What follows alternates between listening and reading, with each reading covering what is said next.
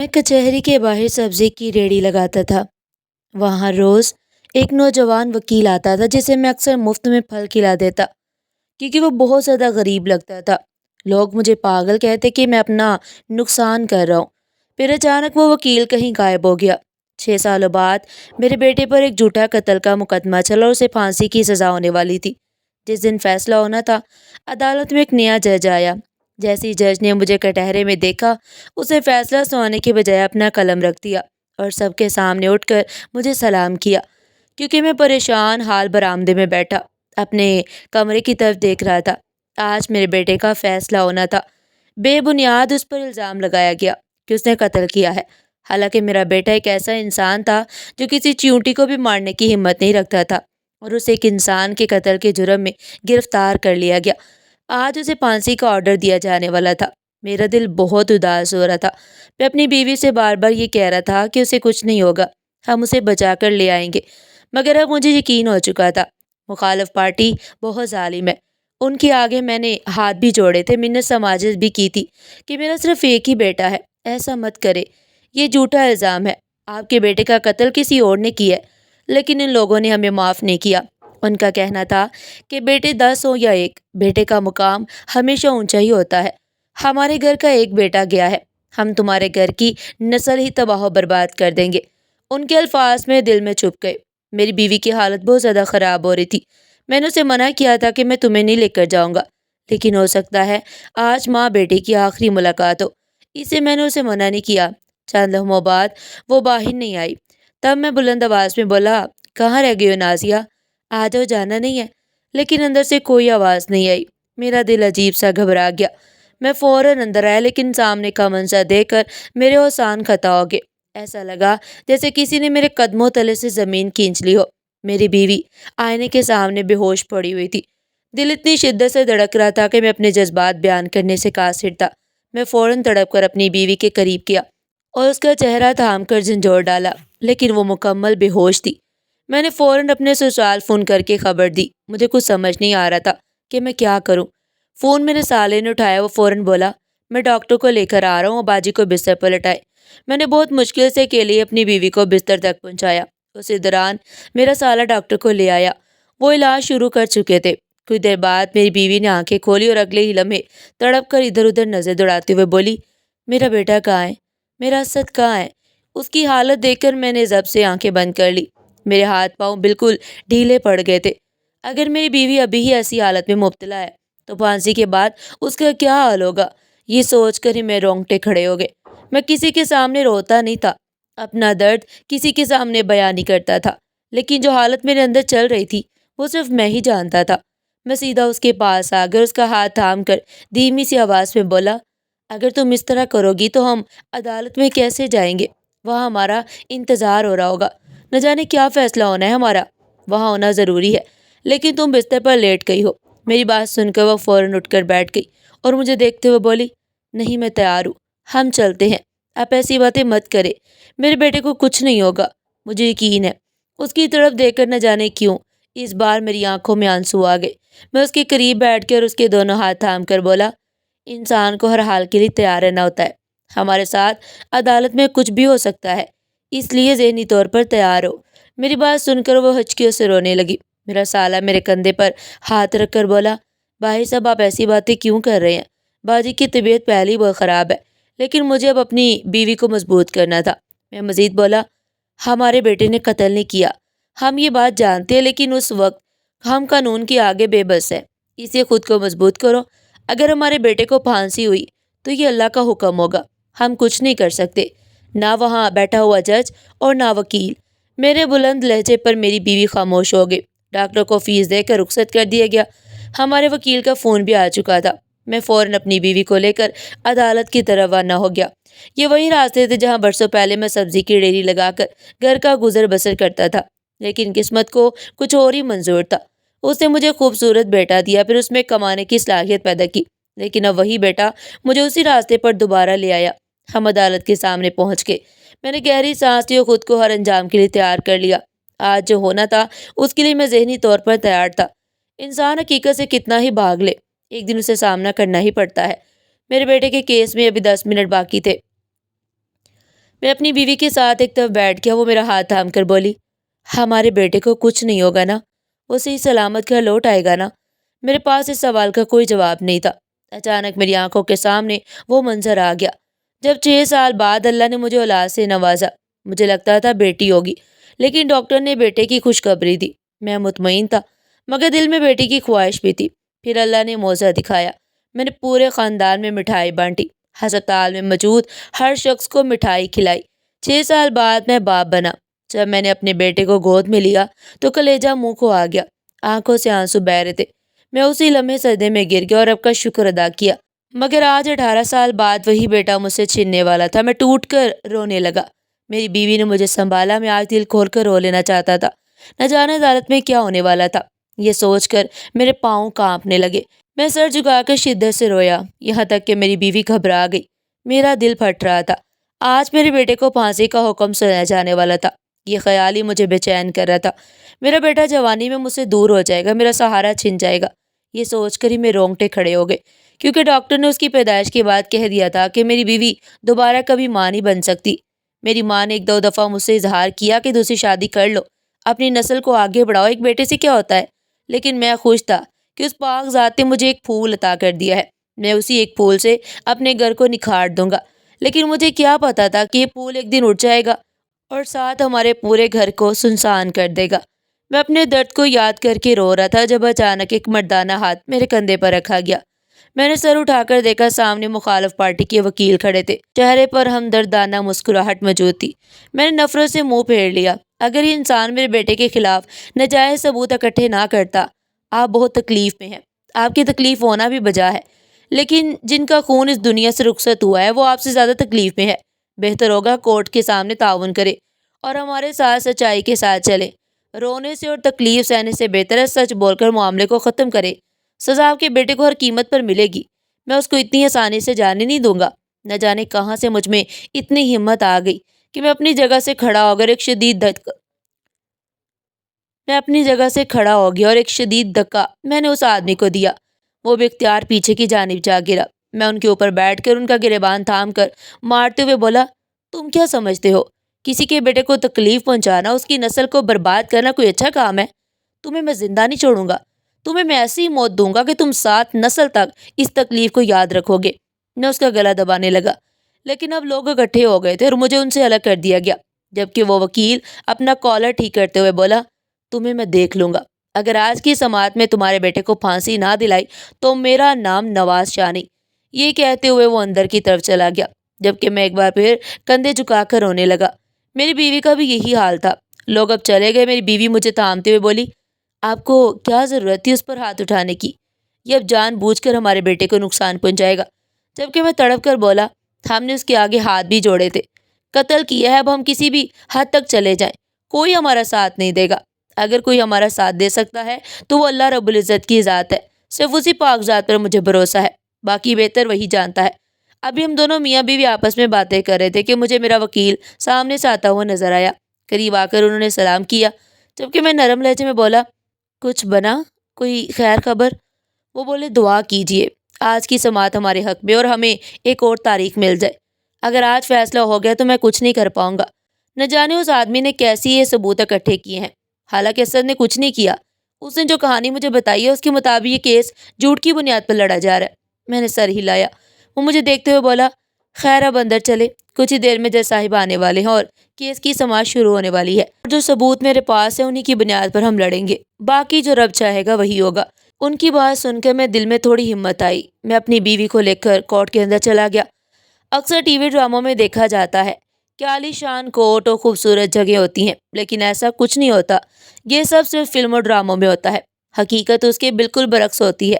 لوگوں کا ہجوم، خوفناک شکلوں والے وکیل، روتی ہوئی آنکھیں، خشک ہوتے ہوئے سوکھے ہوئے ہونٹ، خوفزدہ چہرے، کہیں شیطانی مسکراہٹیں، بہت کچھ موجود تھا۔ میں اور میری بیوی ایک طرف بیٹھ کر اب جج صاحب کے منتظر تھے۔ چند لمحوں بعد پولیس میرے بیٹے کو ہتھکڑیاں لگا کر اندر لے آئی اور اسے کٹہرے میں کھڑا کر دیا۔ میں اور میری بیوی تڑپ کر اس کی طرف بڑھے، لیکن پولیس نے ہمیں اس تک پہنچنے نہیں دیا۔ آج آخری سماعت تھی، ہم بڑے کوٹ آئے ہوئے تھے، آج ملاقات ممکن نہیں تھی۔ میں نے دائیں جانے مخالف وکیل کو دیکھا جو مجھے ہی گھور کر دیکھ رہا تھا، شاید یہ اسی کا کارنامہ تھا۔ اس نے کوئی سیٹنگ چلا کر ہمیں اپنے بیٹے سے ملنے سے بھی روک دیا۔ مجھے دل ہی دل میں افسوس ہوا، کاش میں ہاتھ نہ اٹھاتا، اپنے آپ پر قابو رکھ لیتا اور میری بیوی خاموشی سے اپنی جگہ واپس بیٹھ گئی۔ ہمارے وکیل صاحب میرے بیٹے کے پاس کھڑے ہو کر سرگوشی میں باتیں کر رہے تھے۔ میں نظر گھما کر ان لوگوں کو دیکھا جنہوں نے میرے بیٹے پر الزام لگایا تھا۔ میں ان کو حسرت بھری نظر سے دیکھ رہا تھا۔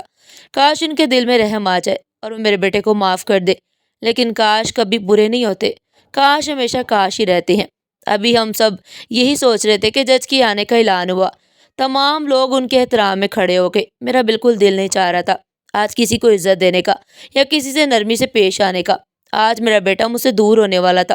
میرا دل بار بار یہی گواہی دے رہا تھا کہ آج کچھ بہت برا ہوگا اور اتنا شدید ہوگا کہ میں برداشت نہیں کر پاؤں گا۔ میں نے سوچ لیا تھا اگر میرا بیٹا ہمیں چھوڑ کر گیا تو میں بھی اس دنیا میں نہیں رہوں گا۔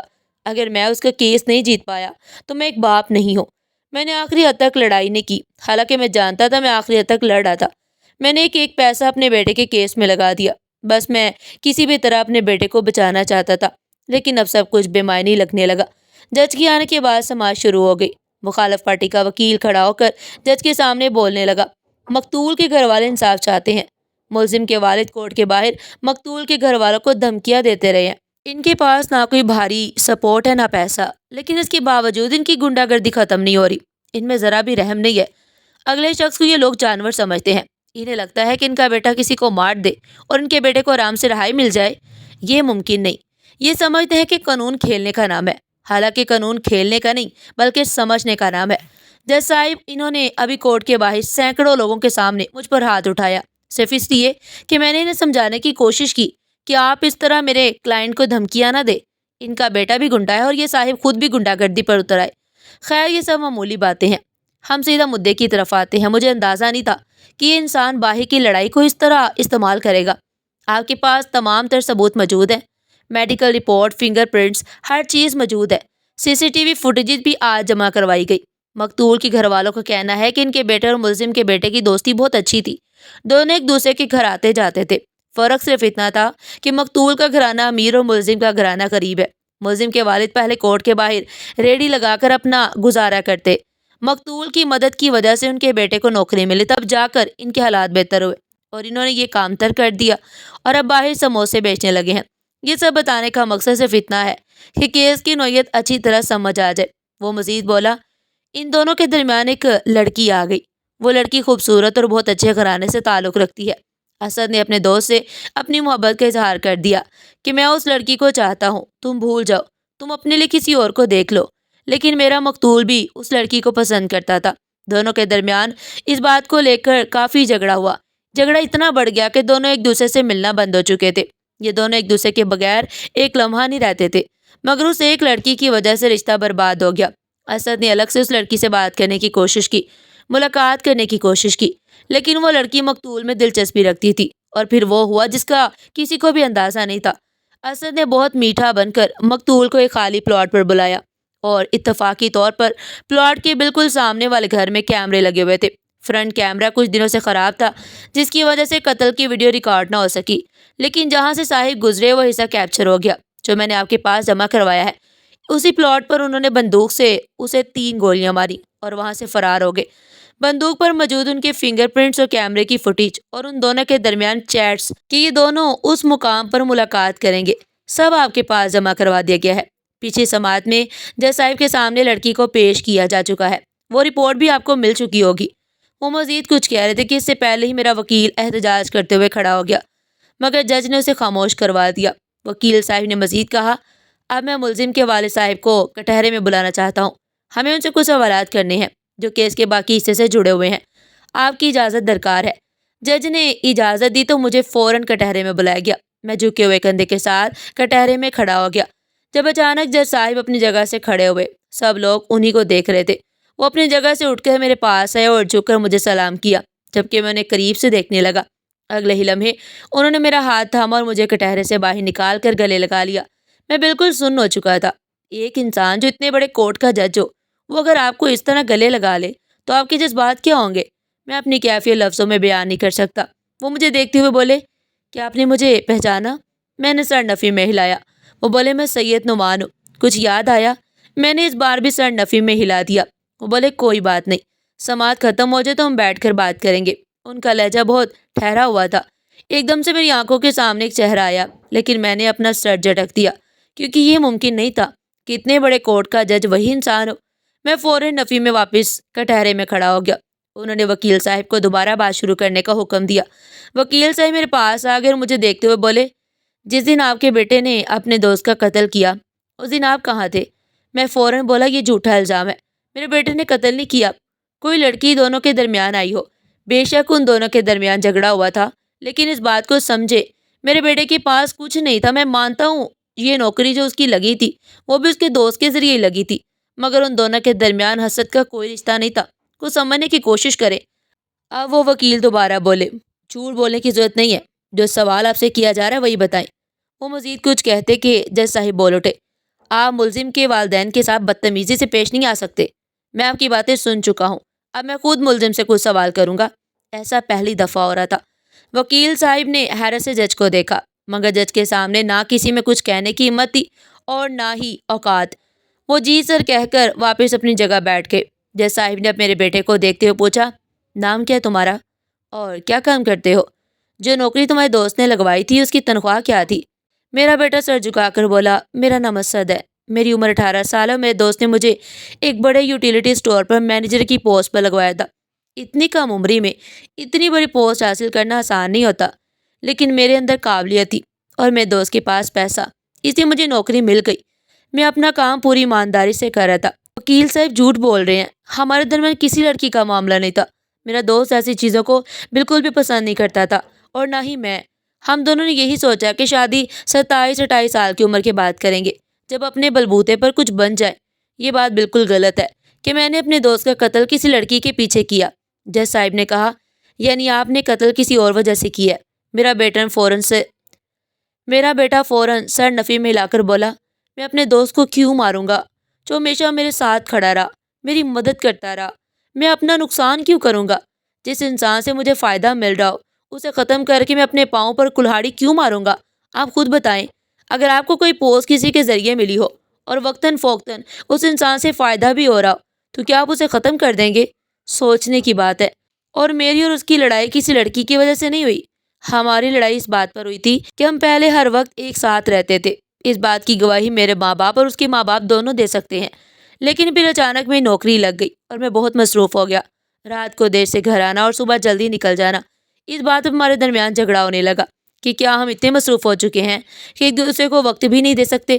بات صرف اتنی تھی، ہم کسی پلاٹ پر نہیں بلکہ وہاں موجود ایک کیفے میں ملنے والے تھے۔ اس ویڈیو کی بات وکیل صاحب کر رہے ہیں، وہ راستے کی ویڈیو ہے۔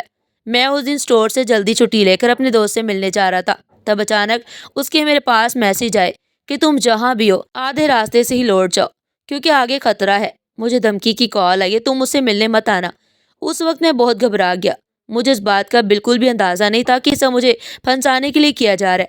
میں نے فوراً کہا، تم اس وقت کہاں ہو؟ میں تمہیں لینے آتا ہوں، تم گھبراؤ مت۔ اس نے مجھے اسی پلاٹ کا بتایا، لیکن میں نہیں جانتا تھا تک کہ میسج وہ نہیں بلکہ جو قتل کرنے والا تھا وہ کر رہا ہے۔ میں اس پلاٹ پر پہنچ گیا، وہاں اس کا موبائل اور گن وغیرہ سب موجود تھے۔ جس گن کی بات وکیل صاحب کر رہے ہیں اس پر میرے فنگر پرنٹ ضرور ہیں، لیکن میں نے اس گن کو ہاتھ میں لیا تھا۔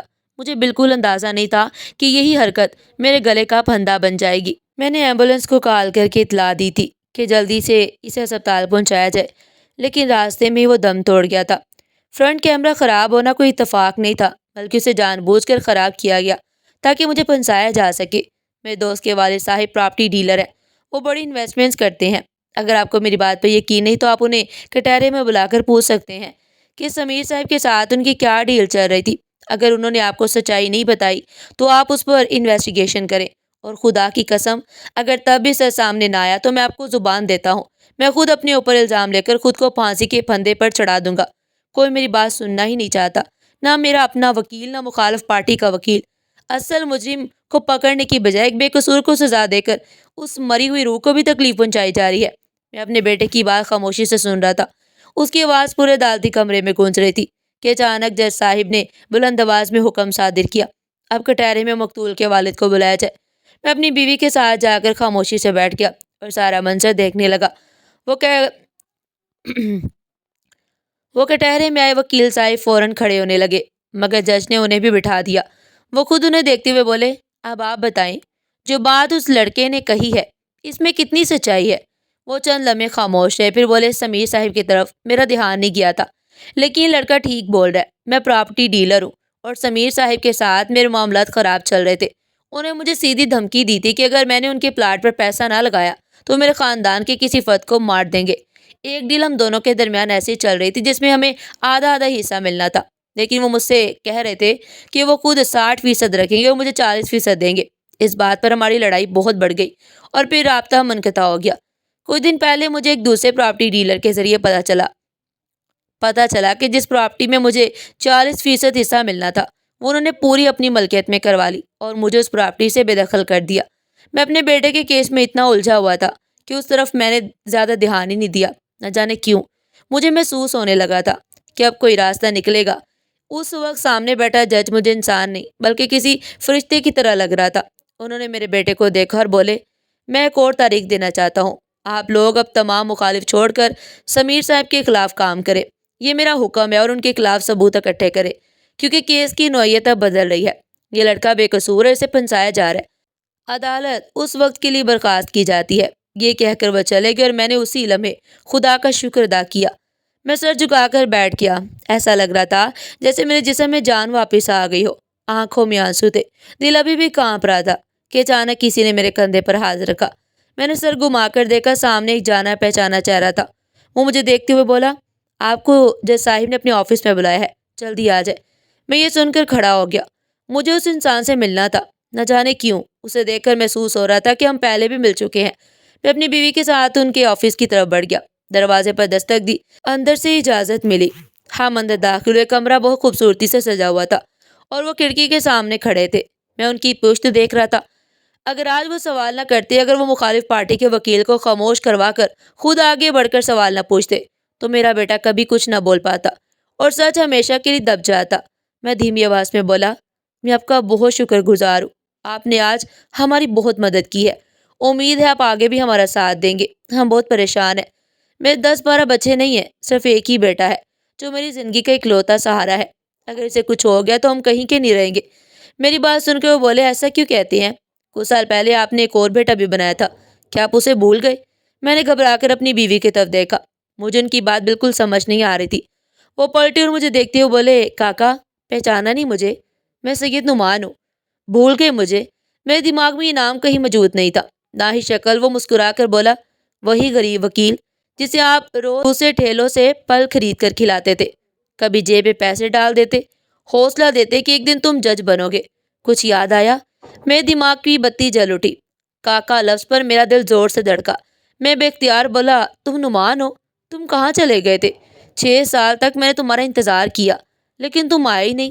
وہ بولا، دیکھ لیجئے، میں نے تو آپ کو پہچان لیا لیکن آپ نے مجھے نہیں پہچانا، اور جب میں نے خود یاد دلایا تب آپ کو یاد آیا، یعنی آپ مجھے یاد نہیں کرتے تھے؟ میں تو دل ہی دل میں آپ کو اپنا باپ مان چکا تھا۔ اس کا لہجہ شکوے سے بھرا ہوا تھا۔ میں نے فوراً کہا، نہیں ایسی بات نہیں ہے، میں تمہیں یاد کرتا تھا، لیکن اس اچانک کیس نے میرا دماغ بالکل مفلوج کر دیا۔ کچھ سال پہلے میں نے ٹھیلا لگانا چھوڑ دیا، میرا بیٹا کمانے لگا تھا، اس لیے ضرورت نہیں رہی، اب میں باہر سموسے بیچتا ہوں اور تم جج بن گئے ہو۔ میں اسے آپ کہنا بھول گیا تھا، مگر ایسا لگ رہا تھا جیسے وہی 6 سال پرانا غریب وکیل میرے سامنے کھڑا ہو، بالکل ویسا ہی بے سہارا۔ وہ میرے قریب آیا اور میرا ہاتھ تھام کر بولا، ہاں میں وہی نعمان ہوں جسے آپ اپنے پیسوں سے پھل کھلاتے تھے۔ لوگ آپ کو پاگل کہتے تھے کہ نقصان ہو جائے گا، اس بے روزگار کو مت کھلایا کرو، لیکن آپ پھر بھی میرے ساتھ ہمدردی کرتے تھے، مجھے کہتے تھے تم میرے بیٹے جیسے ہو، ایک دن آئے گا تم کامیاب ہو جاؤ گے، پھر میں فخر سے سب کو بتاؤں گا کہ تم میرے بیٹے ہو۔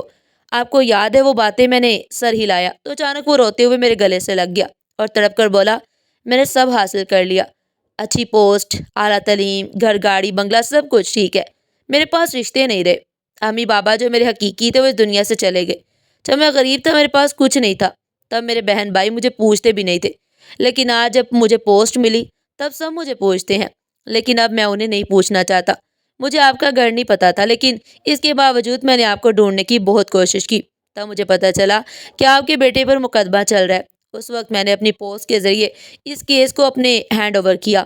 آپ کو پریشان ہونے کی اجازت نہیں ہے، میں نے پوری جانچ پڑتال کروا لی ہے، آپ کا بیٹا بے قصور ہے اور ہم اسے ضرور اس کیس سے باعزت بری کریں گے۔ آپ کے بیٹے نے بہت اچھے وقت پر دماغ چلا کر خود کو اس کیس سے آزاد کرنے کی کوشش کی ہے۔ اب سمیر صاحب پر معاملہ ٹل گیا ہے۔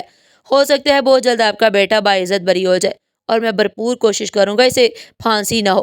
آپ کو بس میرے ساتھ تعاون کرنا ہوگا اور ہمت اور حوصلے سے آگے بڑھنا ہوگا۔ آپ نے جو میرے لیے کیا تھا میں بھول نہیں سکتا۔ وہ وقت مجھ پر بہت مشکل تھا، لیکن آپ میرے ساتھ کھڑے رہے۔ اب میرا وقت ہے میں آپ کے ساتھ کھڑا رہوں۔ میرے پاس ان باتوں کا کوئی جواب نہیں تھا۔ میری عادت تھی جب میں کسی کے ساتھ اچھا کرتا تھا اس کو جتاتا نہیں تھا بلکہ بھول جاتا تھا۔ وقت کی رفتار نہ کبھی تھم سکی اور نہ کبھی تھم پائے گی۔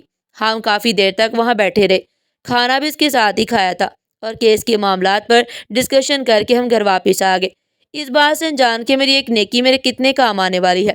ابھی میں گھر ہی آیا تھا جب میرا موبائل فون بجا۔ میں نے کال ریسیو کی، دوسری جانب سے ایک بھاری آواز سنائی دی۔ آپ بشیر سے ہی بات کر رہے ہیں؟ میں نے جی بولا۔ دوسری جانب چند لمحے سناٹا رہا اور ایسا لگتا ہے جیسے آپس میں کوئی بات کر رہا ہو۔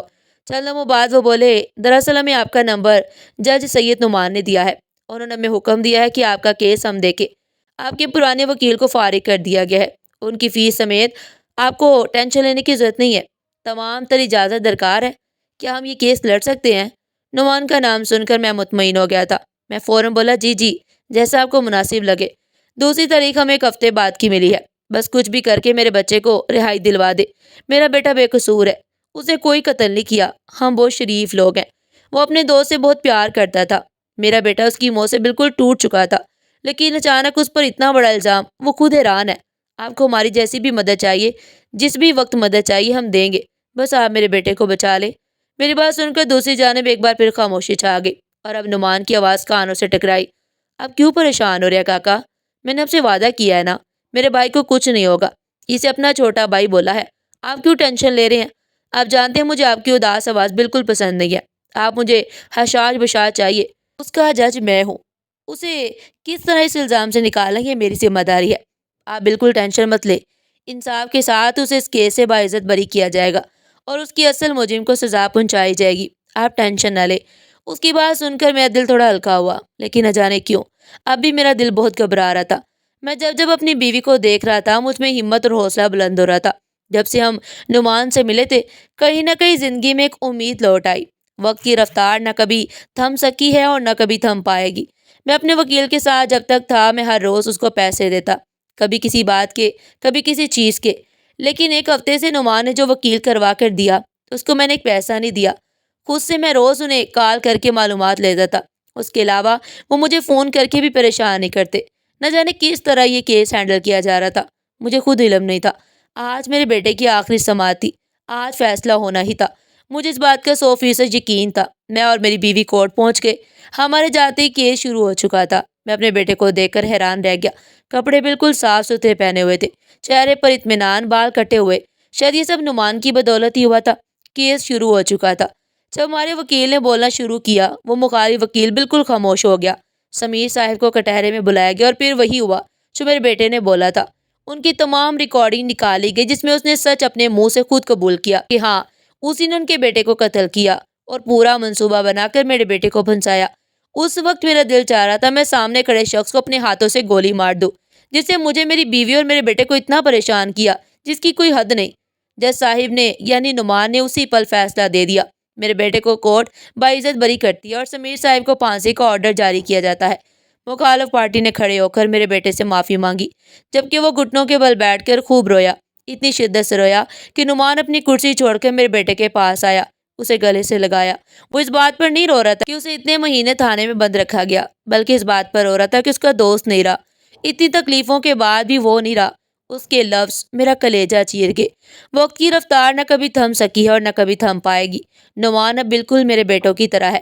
اکثر وہ ہمارے ساتھ کھانا کھاتا ہے، کبھی کبھی ہمارے گھر ٹھہر بھی جاتا ہے۔ اسی کی بدولت میرے بیٹے کو ایک اچھی نوکری ملی۔ میں اپنا ایک چھوٹا سا کاروبار اسی کی وجہ سے کر پایا ہوں۔ انسان جب بے دہانی میں کوئی نیکی کرتا ہے اور اللہ سے اس نیکی کا کوئی صلہ نہیں مانگتا تو میرا مولا اس نیکی کا بہت بڑا بدلہ دیتا ہے۔ میرے محلے کے لوگ مجھے روکتے تھے کہ کسی کو کھلانے کی کیا ضرورت ہے، اور میں یہ کہہ کر کھلاتا تھا کہ بیچارہ بھوکا ہے، کسی کے پیٹ میں اناج جائے تو مجھے خوشی ہوگی۔ اور آج اس نیکی کا بدلہ مجھے اتنے بڑے نام کی صورت میں ملا تھا۔ میں تمام سننے والوں کو یہی پیغام دینا چاہتی ہوں، نیکی کر دریا میں ڈال۔ نیکی کو جتانے کی ضرورت نہیں ہے اور نہ ہی کسی مطلب سے کرنے کی ضرورت ہے، کیونکہ اللہ تعالیٰ نیکی کرنے والوں کو بڑے انعام سے نوازتا ہے۔ ناظرین، آپ کو ہماری آج کی کہانی کیسی لگی؟ کمنٹ سیکشن میں اپنی قیمتی رائے کا اظہار ضرور کیجیے گا۔ اس طرح کی مزید سبق آموز کہانیاں سننے کے لیے چینل کو سبسکرائب کریں، ویڈیو کو لائک کریں اور زیادہ سے زیادہ شیئر کریں۔ پھر ملتے ہیں ایک نئی کہانی کے ساتھ، تب تک کے لیے اللہ حافظ۔